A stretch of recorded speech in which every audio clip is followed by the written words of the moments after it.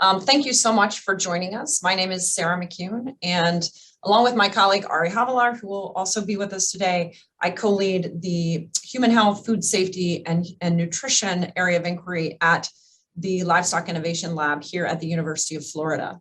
We're happy to be with you this morning to talk about new research on aflatoxin M1.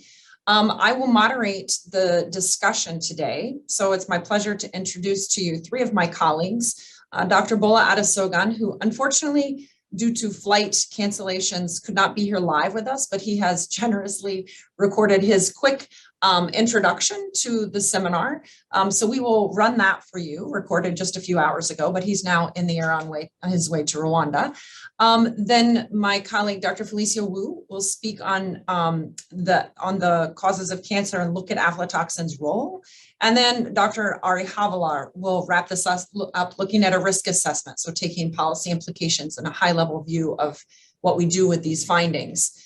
We've allocated a full half hour at the end of the webinar, the meeting this morning. Hopefully that will be plenty of time. What I'd like to invite you to do is all along the way, as you have questions, please drop them directly into the chat. We will moderate those and compile them, and we will work through all of them at the end. So if questions are answered between the time you post them and when we get to them, we will take care of that. But at the very end, we will compile all questions from each of the three presentations and go through those. There's no reason, if we're not a big crowd, that we can't directly have some conversation, but we'll start by going through the chat specifically and the questions that are raised there. So please do use the chat and no need to wait to the end to do that. You can post your questions as you have them. So with that, what I'd like to do is go ahead and ask my colleague Shannon will run Bola's first portion of the presentation today. I'm going to talk for a little bit about restricting a champion food or a superfood, and that's dairy. I want to talk about how aflatoxin M1 perceptions limit consumption of milk by those who need it the most. Now, we are from the Feed the Future Innovation Lab for Livestock Systems. Feed the Future is the US government's initiative to combat global poverty and malnutrition, and it was initiated by the Obama administration. It has passed successively with strong bipartisan support a number of times over the years. Innovation labs are partnerships between US universities and developing country researchers that develop solutions to some of the top priority problems in food production and nutrition in the developing world. So ours is the Livestock Systems Innovation Lab. We are the comprehensive livestock lab. And our vision is to sustainably intensify livestock production to improve the nutrition, the health, the incomes, and the livelihoods of vulnerable people. We work in 9 countries. 7 of the countries are in Africa, as you can see on my right here, and 2 of them are in South Asia. We manage over 50 field to fork research for development projects. We provide funding, everything from $10,000 to over $1 million to conduct these pilot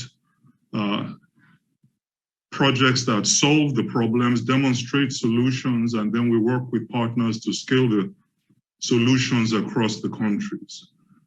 We work in this way, and we're supported by both USAID and the Gates Foundation. And the rationale for the funding we received from these major donors are that animal source foods are kind of the best kept secret. They are the best high quality nutrient rich food after the weaning period for 6 to 23 months old. And this is according to the World Health Organization. And before COVID, UNICEF said that 59% of children worldwide are not fed the micro and macronutrients they need from these animal source foods. Now, this is where it's at. This is what motivates us and drives us. When we look at the global prevalence of stunting, this is a condition in which children fail to achieve their high potential as set by the UN. We find that the greatest concentration of stunted children is in sub-Saharan Africa and in Southeast Asia. And 1 in 3 children in these areas are still stunted, which is horrific to think about. And the risk of mortality among these children is significantly higher than in the Western world. Now, these statistics are from before COVID. And the problem with stunting is that children who are stunted have suffered a malnutrition effect. They have been deprived of key nutrients in their infancy, particularly in the first 1,000 days of life. And this has impeded growth and development of the brain. Now, there are other stunting causes like poor wash, like poor gut function, and so on and so forth. Nevertheless, nutrition is a major cause, and deficiency of these important micronutrients is one of the leading contributors to stunting. And so we're motivated to do the work that we do because livestock products do contain these nutrients in readily bioavailable forms. In fact, much more bioavailable forms than plant foods for meeting the needs of these growing brains. Now, COVID has really caused a major upset as far as undernutrition is concerned. There was globally, undernutrition was being successfully tackled, but it's turned things around. So we see that underweight, under 5 wasting, under 5 stunting, the numbers of anemic children, women, the poor, almost 100 million more poor people in 2022 versus last year. And this is based on the $1.90 a day index. And so the number who cannot afford a healthy diet has increased significantly just over a year. And this is some data here from our colleagues in IFPRI who conducted a study for us where they were looking at the early effects of the COVID pandemic on milk consumption in Ethiopia. And what they discovered is that most people in Ethiopia reduced drastically their dairy consumption between January to February, the first 2 months of the year, compared to May when the COVID crisis had fully set in. Only the richest quintile was able to maintain their milk consumption. So what we're seeing globally is this undernutrition is being exacerbated, and we're seeing that people are reducing consumption of these animal source foods, particularly milk in this case, and it's partly because it's becoming unaffordable, but also because in some countries there are taboos that animal source foods can transmit the COVID virus. Now, as if things were not bad enough, the Ukraine war is greatly escalating the crisis. So we've had trade disruptions, we've had the Shanghai COVID epidemic or pandemic problems, further disrupting trade and supply chains. The food price index leapt by almost 13% just between February and March, according to the latest results. Wheat prices have increased by over 50%. Fertilizer prices, 50 to 80%, up to 80% increases in some places. And we are all witnessed how gas prices, or if you're in other countries, petrol prices have increased dramatically compared to last year. And wheat, a significant supply of wheat, global wheat supply was from Ukraine. So countries like Pakistan and Egypt that are heavily dependent on grain imports from Ukraine are now really struggling in terms of the affordability of a healthy diet by the population. And so when we look at that measure, we find that there's been this linear increase in the challenges to be able to afford a healthy diet, going great increase caused by COVID, and then a further escalation caused by the Ukraine war. And so now FAO is projecting that between 8 million and 30 million people will be undernourished between this year and next year. So very sobering statistics. Now, that is all against a backdrop of this nutritional importance of this wonder food, this superfood, milk or dairy. In terms of the protein profile, there are many alternatives to milk out there, and we shouldn't really not call them milk. We should call them plant fluids. And so the protein quality that we get from milk is much more superior. The energy density is greater. The nutrient density, and very importantly, the bioavailability is much greater in milk and other animal source foods compared to plant source foods. So these are some statistics, and these are very important micronutrients here that contribute to reduced stunting. And you can see that the bioavailability, the natural form is much more evident from the animal source foods than you have from the plant source foods. But it's not just that. In addition to that, there are additional micronutrients that we get from milk over plant source foods, and everything from several of the B vitamins, phosphorus, selenium, potassium, and this graphic here shows how just a cup of milk compares to some of the plant sources in terms of supplying nutrients. But in addition to that, we have bioactive factors, antioxidants that help to reduce inflammation, peptides that are very important in regulating key bodily functions, and probiotic bacteria that help to modulate gut health. So this is why I call milk a superfood. Some people call it one of the most wholesome foods out there.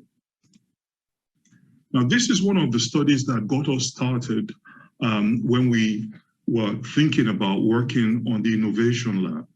We discovered this study that showed that feeding a diet of beans and corn, which is the basal diet or one of the basal diets in Kenya, to children aged 7 to 10 months. When that diet was supplemented with meat, the test scores of these children, school-aged children, increased dramatically by over 45%.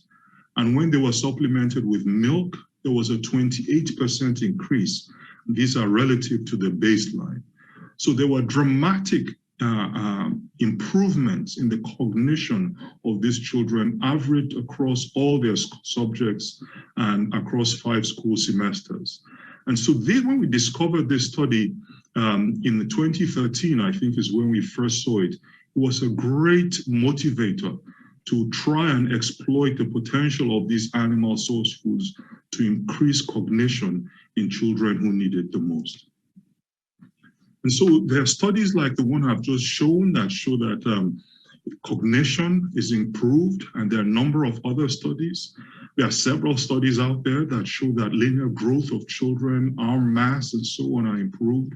And there are even an increasing number of studies that are showing that stunting and underweight can be reduced by milk consumption. And so it's no wonder that in several of the developed countries of the world, as you can see listed here, they have recommendations for dairy consumption among children. So this is usually approximately 500 milliliters per day for children under 9 and up to 600 milliliters per day for adolescents. So what about the developing countries? Very few of them have these recommendations. However, dairying, the importance of dairying is recognized in many of the countries, but it is usually considered more of an income source. And people see it as a means to generate income that helps them get out of poverty, provides manure that fertilizes crops, it empowers women, helps them get out of poverty. But in very few cases, are people seeing dairying as a source of a vital nutrient or set of nutrients for their children. So even in countries where dairying is valued and prioritized, and development of the dairy industry is prioritized, like in India and Ethiopia and Kenya and Rwanda and Nepal, even in those countries, we see that dairying does all these things up here, but levels of stunting are still higher than we would like them to be. So dairy is very important to these countries.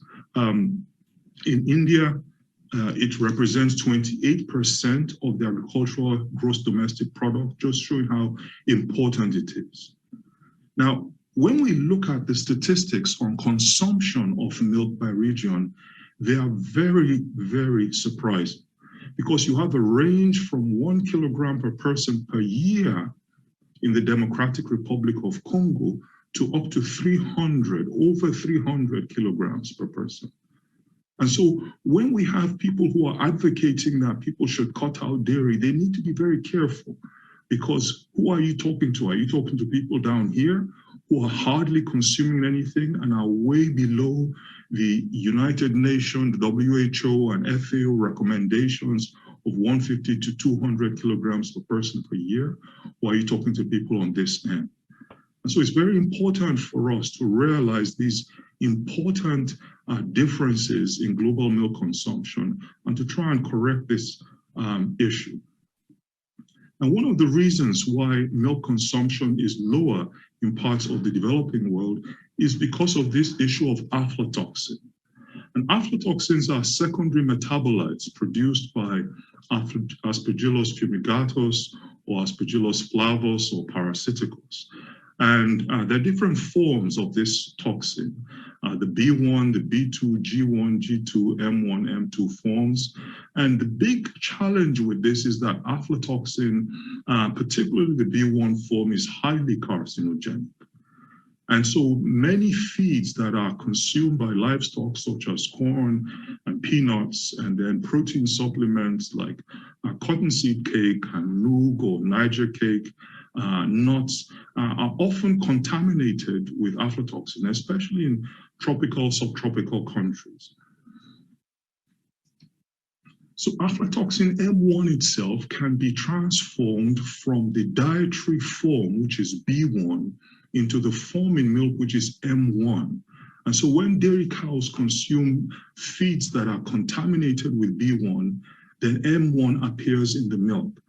In some of our countries, we have done national surveys and found high levels of M1 in the milk.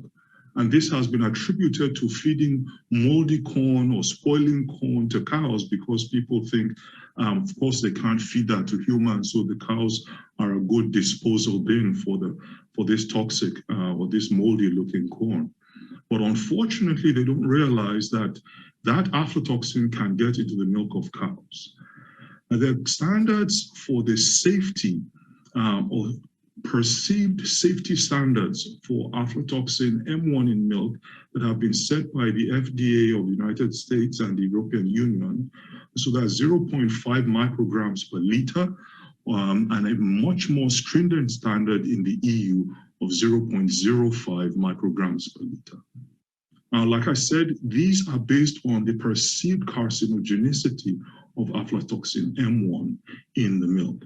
That is a very different form from the B1, which is present in the feeds consumed by livestock and the food consumed by humans, which is definitely known to be very carcinogenic. And so our co-authors have conducted a study and looked at the dose, the exposure of aflatoxin M1 from different regions of the world. And you can see that whether it's in Africa, you're exceeding some of those safety standards. Southeast Asia, the same thing. And those are some of the main areas of the world, and also in some parts of Latin America, where we're exceeding those safety standards. Now, the issue with exceeding those standards is that for global trade, if the M1 levels exceed those standards, then trade is inhibited, is disrupted. And about 15 years ago, USDA asked me to go to one of the Balkan countries, I won't name that country, to work with the dairy producers. They had tried to supply milk to the European Union, and one of their neighbors had mentioned to the EU that the levels of aflatoxin M1 in the milk were too high. And once this was discovered, 300 dairy farms were shut down overnight. And I was asked to go and talk to them about what we do in Florida to keep our milk aflatoxin M1 levels low. I have never addressed such an irate set of dairy producers who are so upset that they had to dump so much milk because of the level of aflatoxin M1. In Ethiopia, some of our colleagues produced a peer-reviewed paper looking at the levels of aflatoxin M1 in the milk in 2015 and published the paper. And someone got hold of some information from the paper, misinterpreted it, and put out an article on social media that milk from Addis Ababa is unsafe, people should stop drinking it, and overnight people stopped drinking milk. Even 5 years later now, when I go to Addis Ababa, people still ask me, is milk safe to drink? And so just this single post, social media post, almost crushed the nascent dairy industry in the country. In Nepal, these are all countries where we work. They have what they call milk holidays. And these are days in which the collection centers do not collect milk for various reasons. And so there's a lot of dumping of milk. And again, the farmers are really, really upset because of this loss of this valuable source of income. And so they're unable to capitalize even on the needs in their own country, never mind the huge neighboring markets. A recent research showed that in Kenya, if aflatoxin standards are strictly enforced, almost 4 million Kenyans will be deprived of milk. They would not be able to drink it. So the issue is that in many developing countries, people are adopting the FDA standard or even the stricter EU standard and using it to dictate how much, the safety of the milk for the national supply. And we argue that there are issues with that. And so our research is suggesting that only 13 to 32 cases of global liver cancer can be attributed to milk aflatoxin M1. And so we're thinking and asking the question, have we made a mountain out of a molehill by setting these very strict standards and causing a lot of dumping of milk and avoidance of milk consumption? And yet, the actual carcinogenicity of this toxin does not appear to hold up to scrutiny. And so we're saying that it seems like there is this huge mountain, which is the perception of the risk of consuming milk with aflatoxin M1, whereas the reality may be that the risk is actually the size of a pebble under the foot of this hiker here. You will decide as you listen to the rest of the presentations during this session. Thank you very much for your attention, and please get in touch with us. Thank you.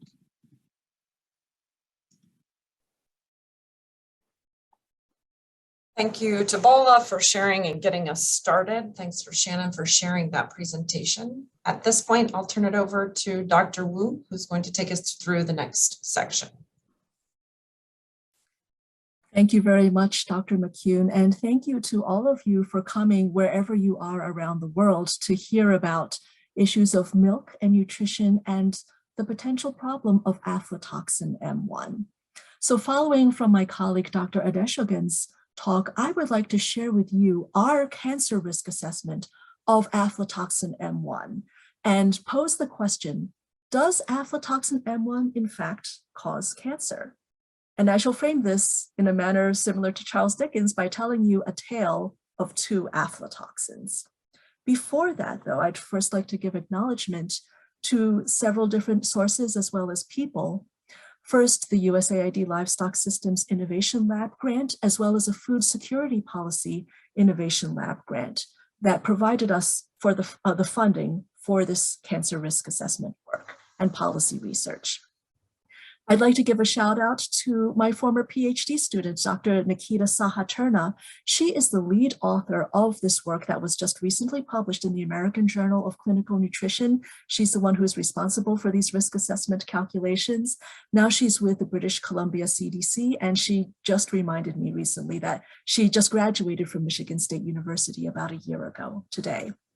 I would also like to thank Dr. David Miller from Carleton University in Canada, who has been extremely patient with me over 20 plus years in answering questions I've had with regards to aflatoxin, its toxicity, and more recently questions regarding aflatoxin M1. Anytime I had a question, he was always available to answer those questions. And finally, Dr. Thomas Kensler with the Fred Hutchinson Cancer Research Center, who really started me on the road along toxicology of aflatoxin. So let's get back to our tale of two aflatoxins. By this particular heading, I'm already giving you the punchline to what we found. It was the most cancerous of toxins. It was the least cancerous of toxins. The two toxins we're going to be talking about are aflatoxin B1 and aflatoxin M1. I'll give you some background first on aflatoxin B1, which is the most potent naturally occurring human liver carcinogen known. It's primarily found in maize, peanuts, tree nuts such as almonds and pistachios, and seeds such as sunflower seeds and oil seeds that are used to produce certain types of animal feed. And then you'll hear more about aflatoxin M1, which is a metabolite of aflatoxin B1 in milk, as my colleague Dr. Ardeshigan described. The next part of the talk will explain to you how we conducted our quantitative cancer risk assessment to determine how many cases around the globe are caused by both aflatoxin B1 and aflatoxin M1. Share with you those results, and then pose the question, can this inform, indeed possibly even reform regulations with regards to aflatoxin M1? But let's start with aflatoxin B1. In the upper right here, you see the close-up of one of the fungi that produces aflatoxin B1. This is Aspergillus flavus. Aflatoxin B1 is primarily produced by the fungi Aspergillus flavus and Parasiticus, in particular food and feed crops, maize, peanuts, tree nuts, and oil seeds, as I mentioned earlier. Now, because these aspergilli are warm weather fungi, human exposure to aflatoxin is the highest in the warmer regions of the world, roughly between 35 degrees north and 35 degrees south latitude in a band around the world, where maize and peanuts are dietary staples. And this would include many populations in sub-Saharan Africa, in South, Southeast, and East Asia, as well as Central America. You can see in the right the molecular structure of aflatoxin B1. Now, what are the human health effects when we consume food that is contaminated with this fungal toxin or mycotoxin? The most prominent one of which we know is liver cancer or hepatocellular carcinoma or HCC. We've known for over 60 years now that aflatoxin B1 causes liver cancer in humans. We also know it is the most potent known naturally occurring liver carcinogen. More recently, as of the 1980s, we also have known that unfortunately aflatoxin exposure is synergistic with chronic infection in the liver of either hepatitis B virus or hepatitis C virus. And what this means is that if you are chronically infected with hepatitis and you consume enough aflatoxin in your diet that it is actually detectable in your blood, then your risk of developing a liver cancer over a lifetime is up to 60 times higher than an individual who isn't infected with hepatitis B and also consumes relatively lower levels of aflatoxin in the diet. More recently, perhaps over the course of the last 2 decades, aflatoxin has also been associated with a number of other adverse health effects, such as child growth impairment, although there, the studies have been somewhat mixed in terms of results. Acute aflatoxicosis, which is a condition in which the aflatoxin exposures in the diet are so high that one of the metabolites ends up binding to our liver proteins, and that causes acute liver failure, and it causes death. The case fatality rate of aflatoxicosis is very high, about 40%. And more recently, aflatoxin B1 has also been associated with immune system dysfunction. Now, I saw a question in the chat. I think my colleague, Dr. Miller, began to answer it, and I will go into more detail here. So how is it that aflatoxin B1 is biotransformed into aflatoxin M1, as well as into other compounds? Now, if you look to the left of this particular chain of molecular events, there you see aflatoxin B1. Let's assume, so suppose we consume a diet, either humans or mammalian species, consume aflatoxin B1. It goes through our gastrointestinal tract, phase 1 detoxification, if you will, all the way from the mouth through the gut to the small intestine. Once it reaches our small intestine, the aflatoxin B1 can be absorbed into the bloodstream and then reach our liver. Many of you know the liver is the primary detoxification organ in the body. There are a number of what are called cytochrome P450 enzymes in the liver that recognize when we're exposed to dietary or environmental toxins. And these P450 enzymes work to detoxify these toxins by biotransforming them into molecules that ideally are less toxic. So if you take a look over here, aflatoxin B1 can be biotransformed into aflatoxin M1 by the P450 enzymes CYP1A2. And then that gets excreted in our urine, or else it gets secreted in breast milk or in dairy animals in milk. Unfortunately, other P450 enzymes, including 1A2 again, 3A4, 3A5, and 3A7, biotransform the aflatoxin B1 into an even more harmful molecule, the aflatoxin 8,9-exoepoxide. And this is the molecule that, because of this epoxide, the two carbons bonded to the oxygen, as you can see over here, then binds to our DNA, causes DNA breakages, causes DNA mutations that lead to liver cancer.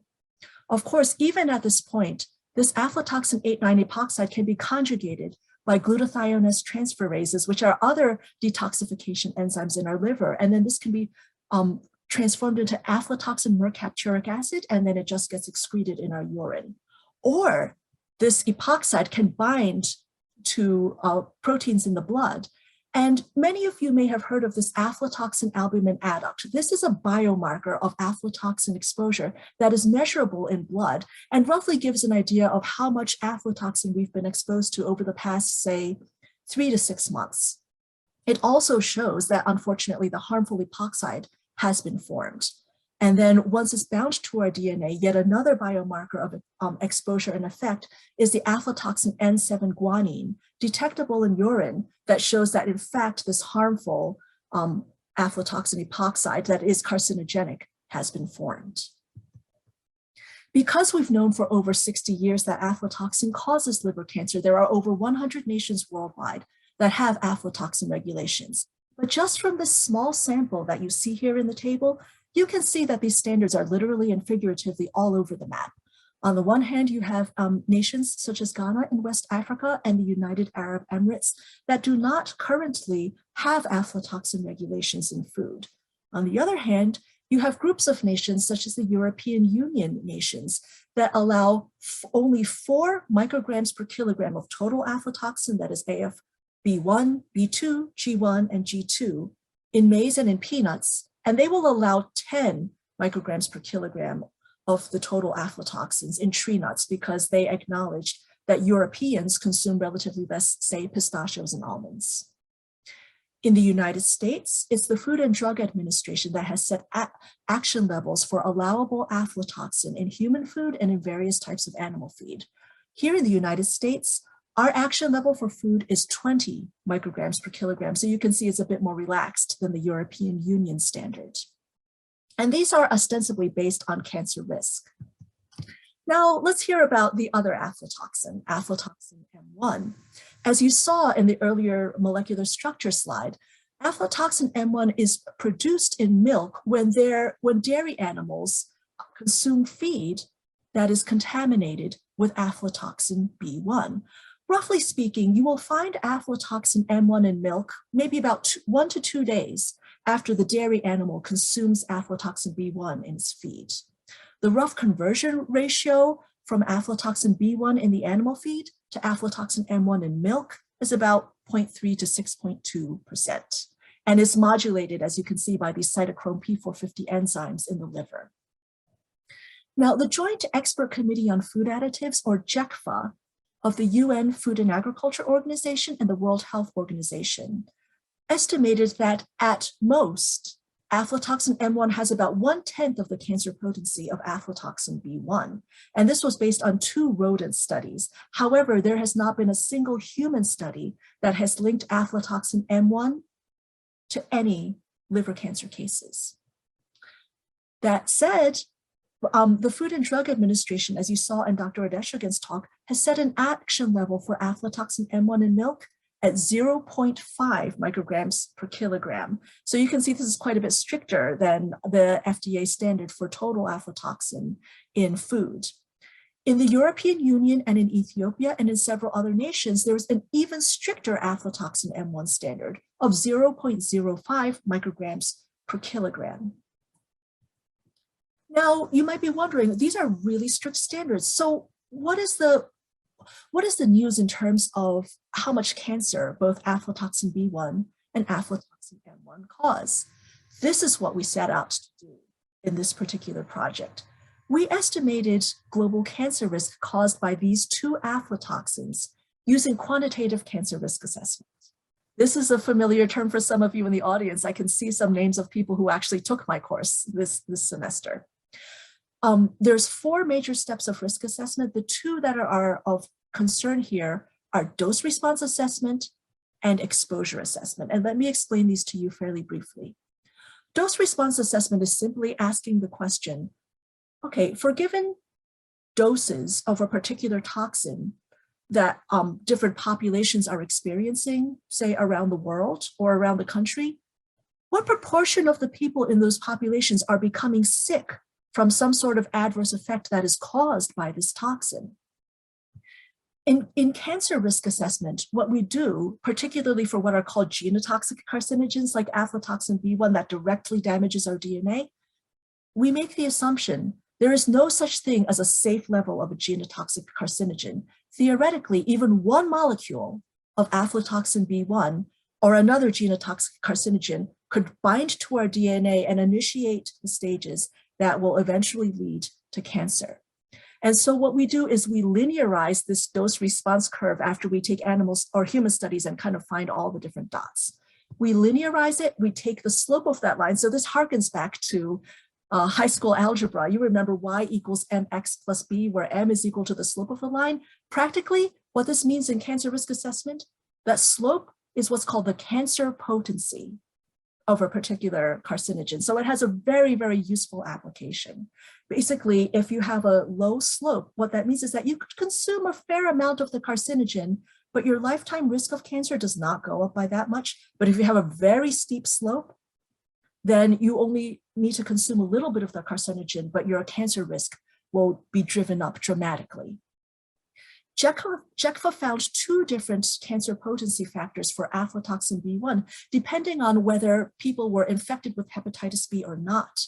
They determined that those who were infected with hepatitis B virus had a 30 times higher risk of developing cancer. The cancer potency was 30 times higher than for those who are not chronically infected with hepatitis B virus.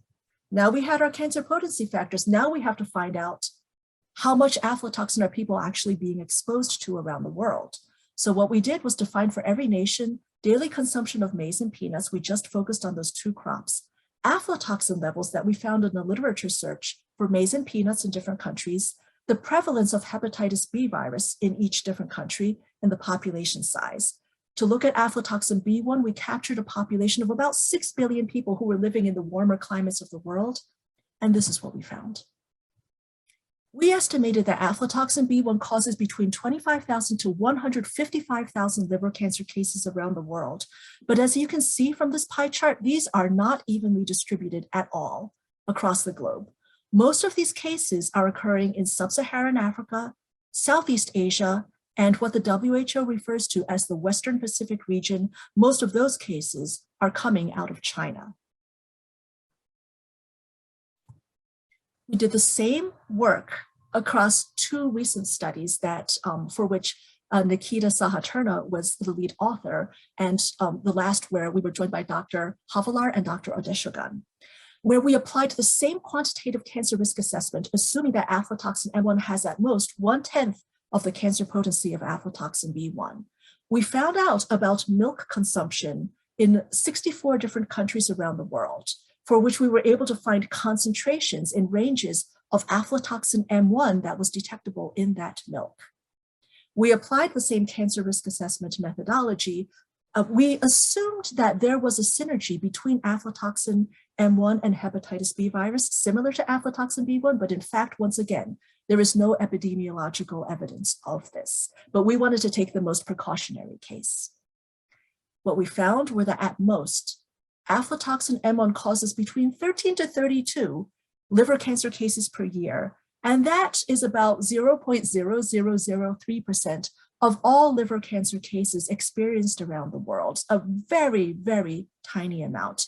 In most of the countries where we did the study, there weren't any aflatoxin M1 related liver cancer cases. However, there were a few countries, Brazil, India, Indonesia, Mexico, and Pakistan, that had relatively higher exposure to aflatoxin M1 and therefore potentially more aflatoxin M1 related cancer risk. Given this information, we're talking about possibly over 100,000 cancer cases caused by aflatoxin B1 and a handful caused by aflatoxin M1. Should this change regulations? And if so, why? There's another line from Charles Dickens' A Tale of Two Cities. It was the age of wisdom. And yet, some of these principles might also apply in our case of two aflatoxins. The wisdom in our case is that our analytical chemistry methods are becoming ever more technologically advanced. So we can detect lower and lower and lower levels of multiple different chemicals, ever tinier traces of chemicals in our food, in our milk, our beverages, etc. The foolishness, however, is thinking that that limit of detection should be the basis of our regulations, which is actually the way that many regulations are indeed formed around the world for chemicals and toxins. But indeed, these types of regulations should be based on health risk, not on limit of detection, because the limit of detection is ever changing. And yet here is where we currently stand in the world. That aflatoxin B1 causes 800 to 12,000 times more cancer cases than aflatoxin M1 does.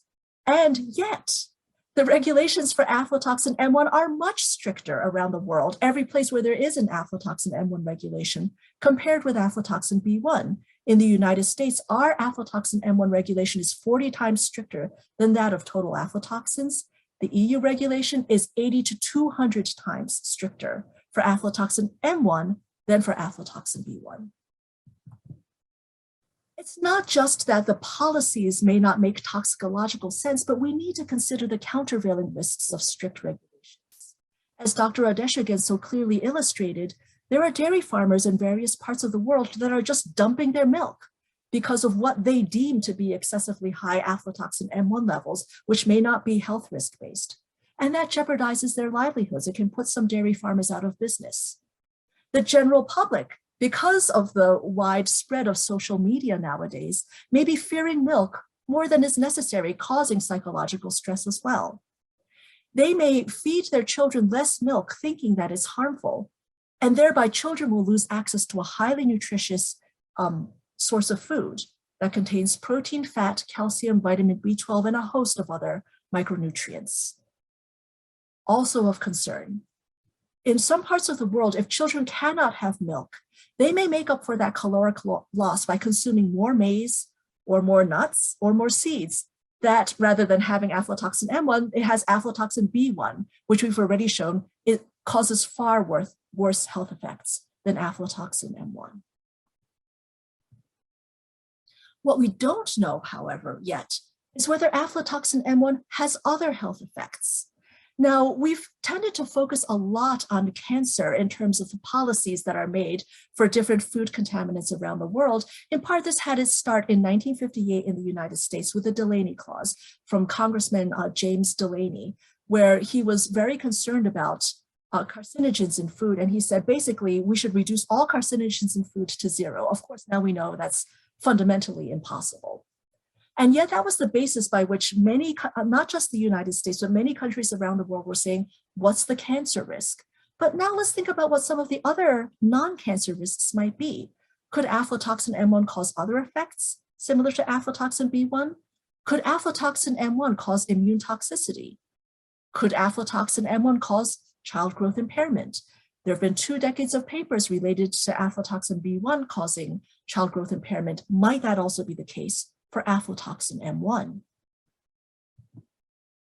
That being the case, because we don't know the answer to those other health questions, we really should also consider what are some ways to reduce aflatoxin M1 in milk that don't necessarily involve regulations and the dumping of milk or the discarding of milk, but instead focus on potential agricultural solutions. One thing that's very important is to reduce the level of aflatoxin B1 in dairy animals' feed.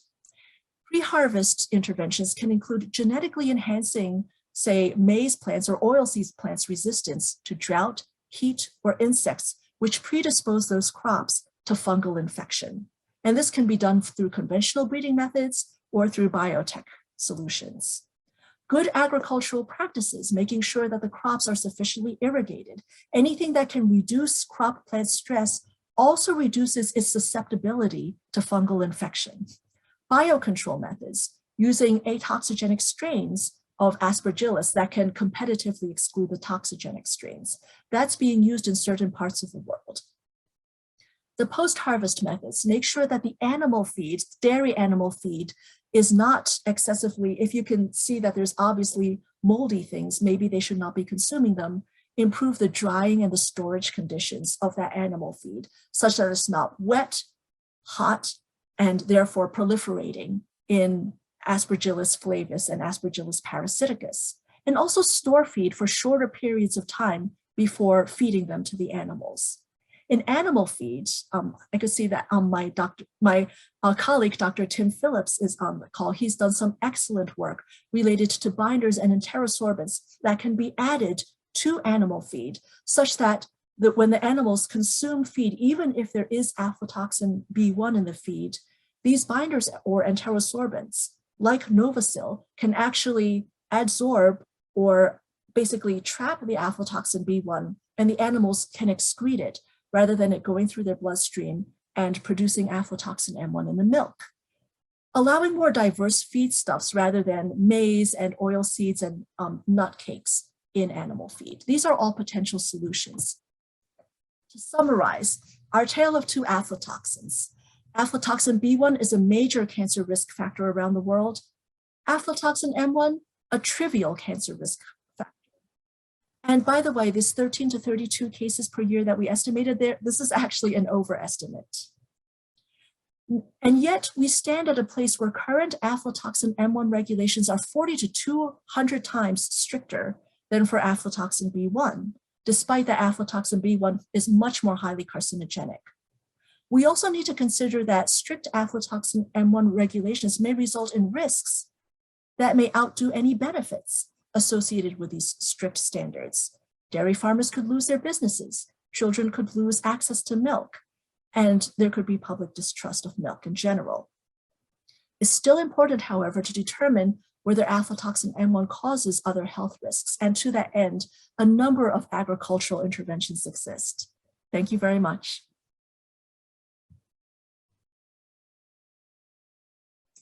Thank you so much for that, Dr. Wu. Sorry, I was still muted.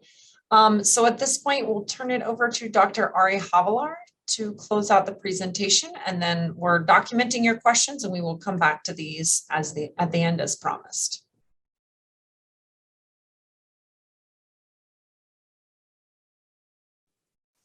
Your screen is up, Ari, but I think you're muted.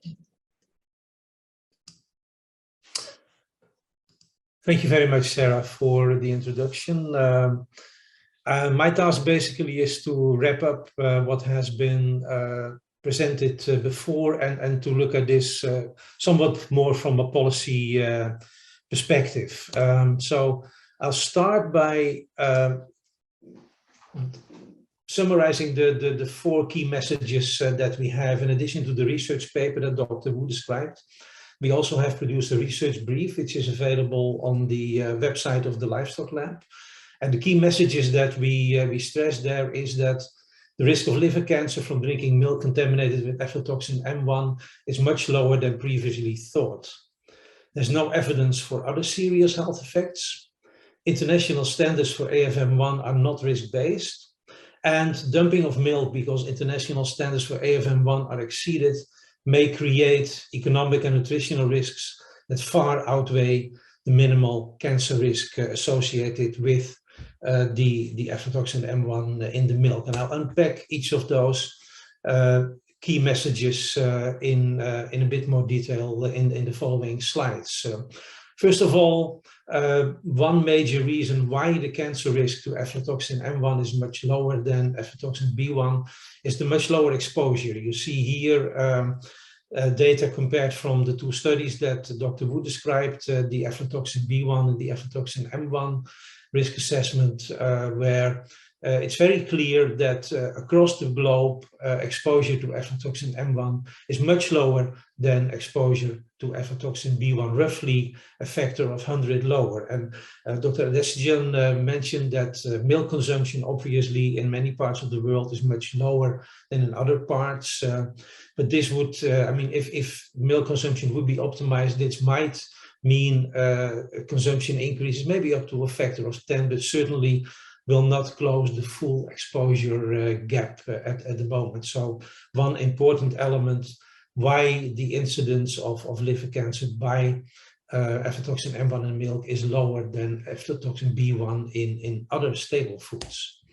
The second is, as was also explained by Dr. Wu, that if AFM1 is carcinogenic, which is not confirmed according to IARC, it's carcinogen class 2B, while aflatoxin B1. We take the worst case assumption of assuming AFM1 is carcinogenic, even if we also take the worst case assumption that the interaction with hepatitis B virus is assumed the same as AFB1, so 30 times more toxic in hepatitis B positive individuals, then still the cancer risk of AFM1 in dairy is negligible globally and also nationally. And for demonstrating that, I'd like to zoom in to Ethiopia. When we look at all the exposure data that we have, Ethiopia is one of the countries in the world with the highest exposure to aflatoxin M1 in milk and a relatively low exposure to aflatoxin B1, as you can see in the following slides.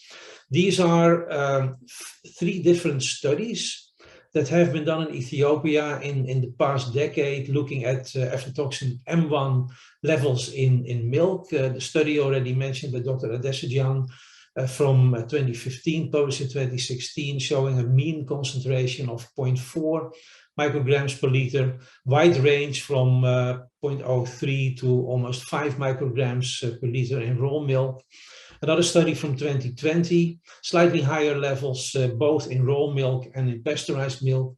And a very recent study from Addis Ababa University published this year with a lower mean concentration, but notably in this study not only pasteurized and raw milk were included, and cottage cheese was also included, and the levels in cottage cheese were found to be somewhat lower than in other milk products, so that has decreased the mean. So looking at the situation in Ethiopia, could say that the exposure is somewhere in the order of 0.3 to maybe, the concentration 0.3 to maybe 1 microgram per liter, but it appears to be relatively stable across those 3 studies that were done some 5-6 years apart. Then looking at the highest exposed countries to aflatoxin M1 in the world, Mexico has the highest dose in nanograms per kilogram body weight per day of just 2.5 nanogram per kilogram body weight per day. Sudan 1, Pakistan 0.7 to 1, Ethiopia 0.8. Looking at the full range for Africa, the exposure to aflatoxin B1 is 0.02 to 1.04. So Ethiopia really is one of the countries where the exposure to aflatoxin M1 at the moment is relatively high. If we then compare that to the aflatoxin B1 exposure, you can see that the exposure in Ethiopia at 1.4 to 36 nanograms per kilogram body weight per day is notably lower than the average exposure in all of Africa, and also in the two other countries in this slide for which we have data, Mexico and Sudan. And that has to do probably with the type of staple diet in Ethiopia. Injera, made from teff, is a particularly important food. And as Dr. Wu mentioned last week, some of the traditional African grains like teff and also sorghum are much less susceptible to colonization by aflatoxin producing mold than crops such as maize and wheat. So when we then look at specifically the results from the risk assessment for Ethiopia, you can see them here, that under the worst case assumptions, the risk of liver cancer from aflatoxin M1 in Ethiopia would be 4 cases per year. So that's a sizable proportion of the total estimate of a maximum of some 30 cases per year that we have would occur in Ethiopia. But on a population of 100 million people, this would only be 0.04 cases per million people. And in many cancer risk assessments and in many decisions about cancer risk assessments, a risk of 1 per million is generally considered acceptable for these genotoxic carcinogens. So even in a highly exposed country like Ethiopia, the cancer risk is still several orders of magnitude lower than the generally considered threshold for safety. Compare that to the risk of aflatoxin B1 in Ethiopia, again, a relatively low exposure. We still estimate some 250 cases per year. The incidence rate in Ethiopia is 0.3 per 100,000, 3 per million, so above the threshold even in a low exposed country.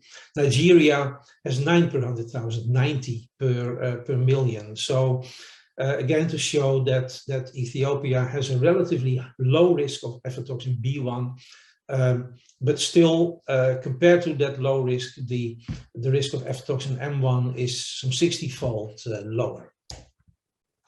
So that's one part of the discussion. Then the second part is, what actually are these international standards based on? We try to find the rationale for those standards. For the US standard, it was very difficult to find it. It's been established in the 1970s, at that time triggered by high levels of aflatoxin B1 in corn that was used as cattle feed. And FDA has at that time set the action level for aflatoxin M1 in milk is 0.5 parts per billion. We have not been able to find the rationale. So if somebody in the audience would be able to help us here, that would be very helpful.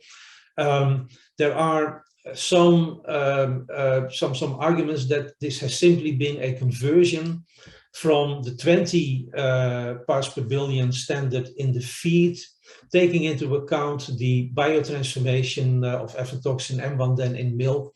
So basically stating if the standard for feed is not exceeded, then this level in the milk should not be exceeded. And as Dr. Wu mentioned, the standard is much stricter than the standard for aflatoxin B1 and other foods, which is 20 parts per billion. The EU standard was established in 2003, and it's set at a 10-fold lower level, and very explicitly based on the ALARA principle, as low as reasonably achievable. EFSA has calculated that the margin of exposure for aflatoxin M1 in milk in Europe is between 2,000 and 10,000-fold. So it's a highly protective standard. And this is a quote from a scientific opinion from the European Food Standards Agency. The US standard of 0.5 microgram per kilogram limit for aflatoxin M1 has also been adopted by Codex. Thus, the maximum permitted level of aflatoxin M1 in milk in the EU, 0.05 micrograms per kilogram, is among the lowest in the world and is based on the ALARA as low as reasonably achievable principle. There has been surveys in the EU and this level was found to be rarely exceeded. So this was the basis for the EU regulation. Looking at global adoption of standards, there is a somewhat old document by FAO, probably more countries have adopted standards by now, where you can see that the US and the EU standards have been followed in many countries around the world. Some countries have different standards ranging up to 50 micrograms per kilogram to even not detectable in one country. But these two standards have been leading in the world for national standards by many countries. Now, it has already been discussed. Is it justifiable to dump milk that exceeds the EU or the US aflatoxin M1 standards? The health risks are minimal. The nutritional and economic risks of dumping the milk are significant. And as has been explained, there's low milk consumption is linked to stunting and undernutrition. There are losses in revenues, losses in employment, stress and depression among farmers. And in our opinion, even in the absence of a formal risk-benefit analysis, it can be concluded. There is some background noise. I don't know if someone can mute the microphone, please. It can be concluded that the risks of dumping milk that marginally exceeds international standards are much larger than the benefits.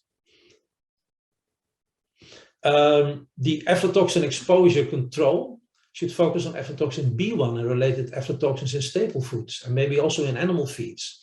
But from the human perspective, they cause much higher numbers of cases. So this is my last slide. This is the decision maker's dilemma that we are proposing. And I went back to the one of the guiding principles of Codex Alimentarius, guidance on establishment of maximum levels of contaminants in food and feed, already dating back to 1995, where Codex states that maximum levels should be set only for those contaminants that present both a significant risk to public health and a known or expected problem in international trade, which is a concern, obviously, of Codex. Here the focus should be on the risk to public health in the country producing the milk. They should only be set for foods that are significant for the total exposure of the consumer to the contaminant. And obviously, milk is the main source of aflatoxin M1. They should be set at a level which is slightly higher than the normal range of variation in levels in food and feed that are produced with current adequate technological methods. So here, I think, is the real question: can we extrapolate standards, not risk-based standards, that have been based on technologies available in the United States, in Europe? Can we extrapolate those to Africa, to Southeast Asia? Or should we consider the current normal range of variation of the levels in these foods, subject them to a risk assessment, and then decide if this would be acceptable, at least for the current situation, and probably by the interventions that Dr. Wu outlined in one of her slides, still aim to produce foods that are slowly decreasing in levels of aflatoxins. And then the last principle is foods that are evidently contaminated by local situations or processing conditions that can be avoided by reasonably achievable means shall be excluded in this evaluation, unless a higher maximum limit can be shown to be acceptable from a public health point of view and significant economic aspects are at stake. So here I think the discussion about which particular feed components are causing the high levels of aflatoxins in the animal, in the milk, may become relevant. So this is the dilemma, I think, for decision makers in Africa, Southeast Asia, other low and middle income countries. How do we take the health risk assessment, which tells us that the cancer risk is low, into account, while also looking at the local ability to produce milk with lower levels? Now, one limitation, obviously, of the study, as Dr. Wu already mentioned, is that this looks only at the cancer risk. There is insufficient evidence at the moment to quantify other health risks. I would suggest that there's a lot of evidence that aflatoxin B1 is a much more active, biologically active molecule than aflatoxin M1, so that also for other health risks, aflatoxin B1 risks are the upper bound for aflatoxin M1 risks, and we are still in a situation where the exposure to aflatoxin M1 is 1 or 2 orders of magnitude lower than the exposure to aflatoxin B1. So again, if countries want to focus on reducing the impacts of aflatoxins in their population, the other impacts, a focus on reducing contamination by aflatoxin B1 might be more justifiable than a focus on reducing exposure to aflatoxin M1. So going back again to our analogy that Dr. Adesidan also showed, a pebble is almost nothing when compared to a mountain, just as the risk from aflatoxin M1 is minor and does not justify the dumping of milk. Thank you for your attention, and thank you for bearing with us through all these slides. Thanks so much, Ari. So with that, let me again thank all three presenters, including Dr. Adesidan, who's not able to be with us today. We do have a number of questions that have come in through the chat, and I'll preemptively say thank you to those of you on the call who have the expertise to answer some of these as they were coming in. I think some have been addressed, but I'd like to take a few minutes and go through those in the order that they came in. Some of them I don't know that are within the scope of this, so I'm not going to read all of them, but there was a question about production of New Zealand and milk in New Zealand, given that it's a top exporter.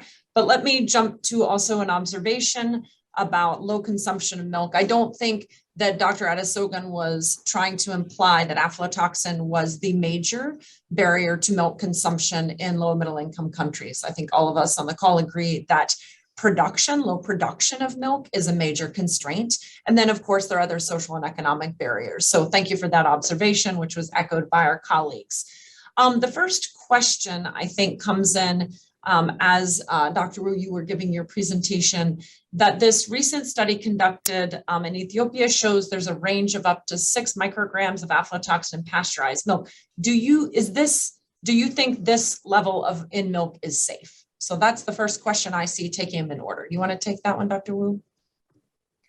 I would be happy to, and thank you for that question. We are still working to determine then what really that safe level of aflatoxin M1 is. So I can't answer your question to whoever had posed it immediately. Cancer risk is quite possibly minimal. We don't have enough information about whether aflatoxin M1 might cause other harmful effects, such as child growth impairment, immunotoxicity, or other such effects. And until such time, I feel that it wouldn't be responsible for me to say that's a safe number or that's not a safe number.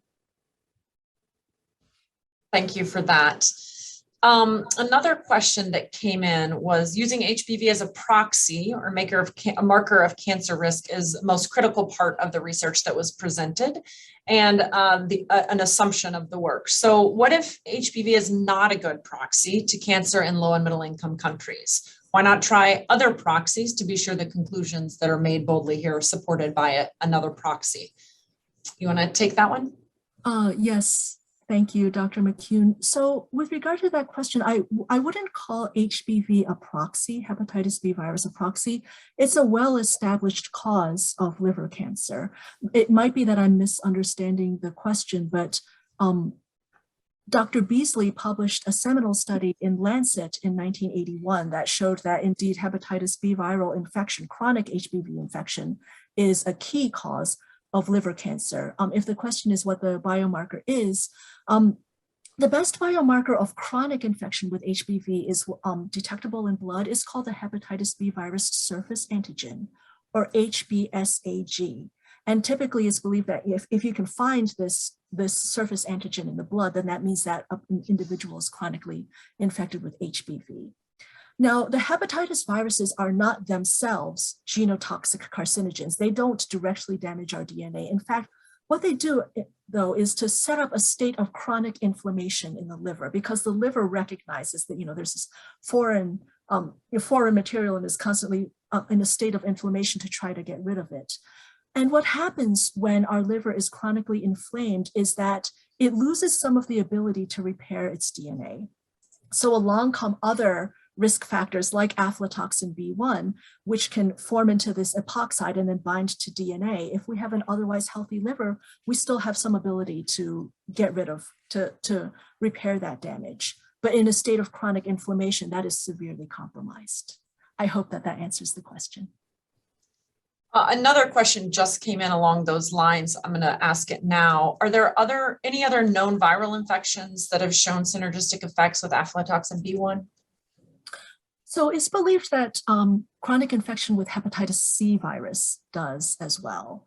I should mention the good news at this point that a hepatitis B virus vaccine has been available since the 1970s, and fairly recently now there is also a hepatitis C virus vaccine available. So although it didn't end up on one of my slides, usually I also present a slide related to dietary and medical interventions. Being vaccinated against hepatitis B as an infant is one of the best ways that we can reduce aflatoxin-related liver cancer because of breaking that synergy.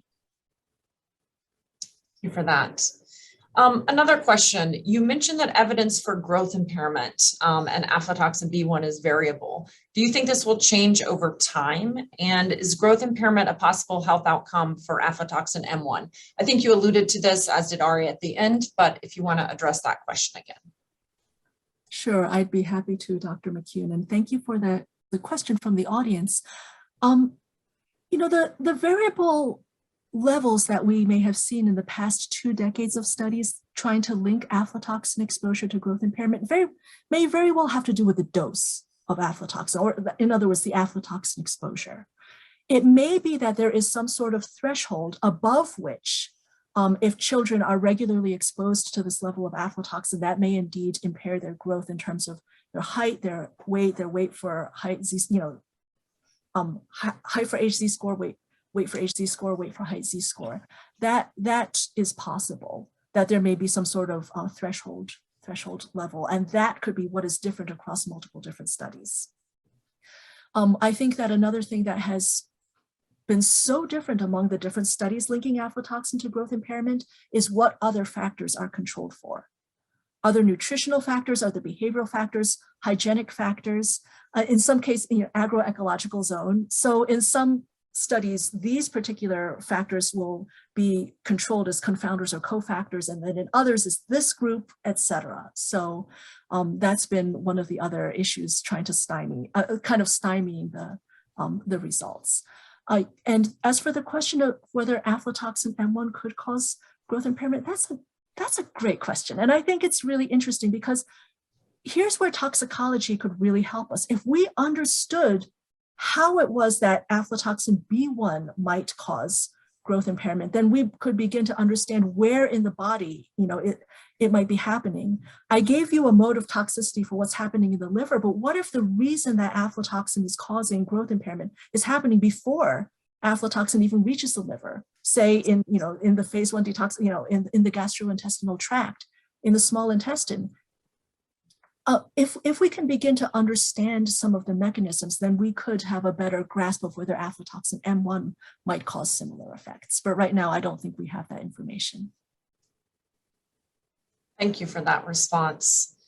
I'm going to read a comment directly from our colleague Ahmed Kablan online. He says, thanks, Felicia. The results are very clear on the very low probability of M1 causing cancer. But playing devil's advocate, the cancer cases here are in adults. However, the strict M1 regulations are related to milk consumed by children, essentially related to the EU-US advocacy for milk consumption in children and levels and formulas. Other possible side effects in children, knowing that CYTP450 and the various isozymes that are responsible for aflatoxin detoxification are developing and becoming functional at various stages of child life. I agree, I won't be concerned of M1 and liver toxicity, but the other unknown possible effects are the major concern. Do you want to respond to that comment? Hello, Dr. Kablan. I have several, there's multiple different parts to your question, so I will try to go through them if I can remember them all. Indeed, so if we're to consider cancer risk, we oftentimes do it in terms of stages of life. And I think one of your questions was about aflatoxin M1 exposure. And indeed, when we were looking for, so the original Sahaturna and Wu paper that was published last year, we did look at adult consumption of milk. Adult being typically, so, and again, even the stage for adult is measured somewhat differently in different studies. It can be like from age 18 all the way to end of life, or it can even be as young as age 10 all the way to end of life. When we're considering cancer risk assessment, we can add it up across different stages. So children, between 0 and 1 are exposed to this amount of milk, between 1 and 5, this amount of milk, and then normalize across a number of years and then add the contributions across a number of years. The amount of time spent drinking large amounts of milk are relatively small considering a lifetime. WHO typically considers a lifetime of 70 years. It probably should be a little bit higher now, but childhood makes up a very small portion of that. You mentioned that the AFM1 regulations are based on child consumption. That's the first time I've heard that. Dr. Havilar and I really did go on this long spiral trying to find out the basis of the AFM1 regulation action level that was set by the FDA. We asked multiple different colleagues at FDA. Never did they give us an answer that it was based on child consumption. So if you have information on that, we would certainly love it, because we were asking so many colleagues and we didn't find that information. Oh, and you mentioned the cytochrome P450 enzymes developing at different points. That's a great point, Ahmed. I think that there are certain P450 enzymes that tend to keep on forming after the child is already born. The fetus actually is producing certain P450 enzymes in utero, and that we know based on some of the studies coming out of Johns Hopkins University, John Groopman's lab, where he found that even in infants even in newborns, there is evidence of the aflatoxin albumin adduct. And that means that there would have had to be the P450 enzymes that biotransformed the aflatoxin B1 into the aflatoxin 8,9-exoepoxide, even in utero. So it may not be the same concentrations of P450 enzymes, but there's some that are already formed in utero and then some that continue to form afterwards. Thank you for addressing all the parts of that comment. 2 more questions, and then I think we have time if people have some that have not been posted. The first one, are enterosorbents specific to aflatoxin, or will they in fact capture other nutritional compounds, making them less bioavailable to the organism? Well, our colleague, Dr. Tim Phillips, is in fact on this call, and I think he could answer the question far better than I can. What we do know is that some of these enterosorbents, including Novacil clay, they've been tested as well in human populations and in some of the phase 1 and phase 2 clinical trials. And Dr. Phillips, please correct me if I'm wrong, it was not found to bind any of these other micronutrients. And so that's one beneficial aspect. And so it's considered to be less of a concern in animal feed as well, that it's not causing the dairy animals to lose certain micronutrients if you're adding these enterosorbents to the feed. Another beneficial impact is that Novacil and perhaps some other enterosorbents adsorb not just aflatoxin, but also fumonisin, which is another mycotoxin of concern that's been implicated in neural tube defects in babies. And thanks to Dr. Phillips, he did give a great response online. So I encourage participants to check that out if you haven't already. Thank you for that. And additionally, how might this important analysis be presented to national and regional standard setting bodies, particularly those in the process or yet to set or revise standards? So this gets to that policy level. And I open the question up to you, Dr. Wu, or to Dr. Havilar, either one of you. Dr. Havilar? I think that's a very relevant question. I hope that what this webinar is a first step in the process of making decision makers aware that there is a real choice to be made here. I think in particular the African Union might want to consider those results and open a debate about what are appropriate standards for the African continent for the short term and for the long term, and what are the actions to be taken if particular standards are exceeded.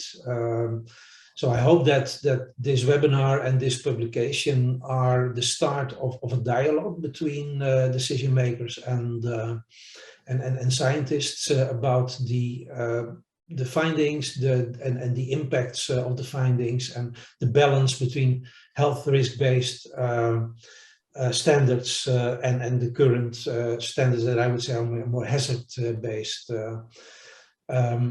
So our approach at the moment is to publicize these results as widely as possible through the research brief. We also have a blog that's on our website. We are working towards making the article open access, make it available for everybody. And then I think it's basically up to the decision makers then to decide if they want to use this information to reconsider national standards or develop plans, action plans, when the standards are being exceeded. What is the appropriate course of action?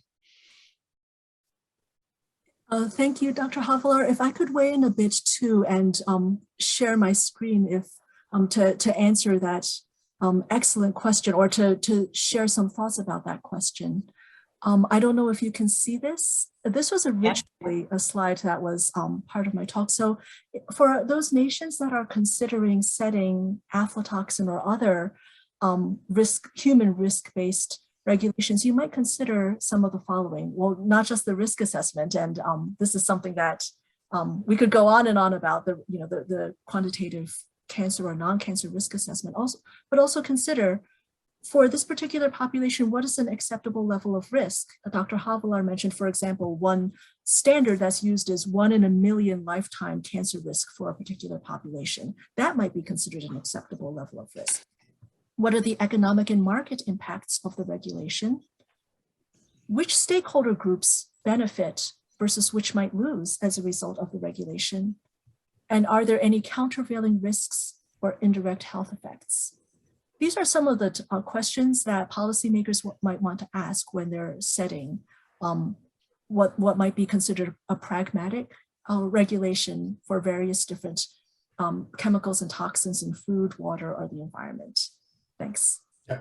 And if I can add here, the specific case for aflatoxin M1 is the co-exposure to B1. Dr. Miller made a comment on that in the chat. And that's also why we came up with this analogy of the pebble and the mountain. In many countries, the mountain is the aflatoxin B1 exposure and the health impacts of aflatoxin B1. So aflatoxin M1 standards, I think, should be also considered in relation to the prevailing risks in countries or regions posed by aflatoxin B1, because in the end, the endpoints that we're concerned about are the same. And decisions need to be made if scarce resources are available.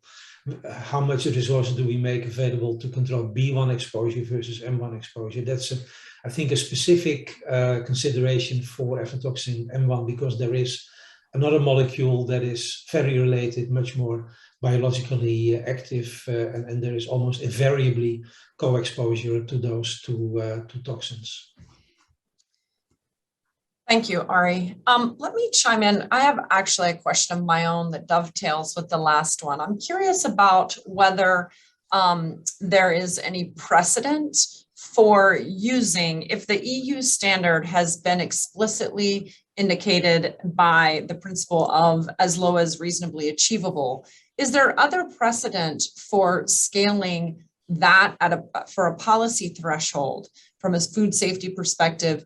Are there other precedents for taking as low as reasonably achievable from one place to another? Because it seems inherent in that definition, you're talking about production sectors and what is reasonable. And I think this gets at our colleague's last question that has just come in, which is there is a need to include the reality of the production sector. To which standards can farmers actually produce? So my question is about achievability, and in that use of that ALARA principle, do we have precedent for using that as a food safety threshold and moving it to places where it's not perhaps achievable at the same degree? Maybe we could invite, I think there are some policymakers in the audience, so maybe we could invite one of our colleagues online to address this from a regulatory perspective, because I think this is more a regulatory question than a scientific question. Anyone have thoughts on that? I see not a modern example in the chat. Asbestos. Asbestos, right, causing mesothelioma. Yes. Sorry, you all are moving faster than me.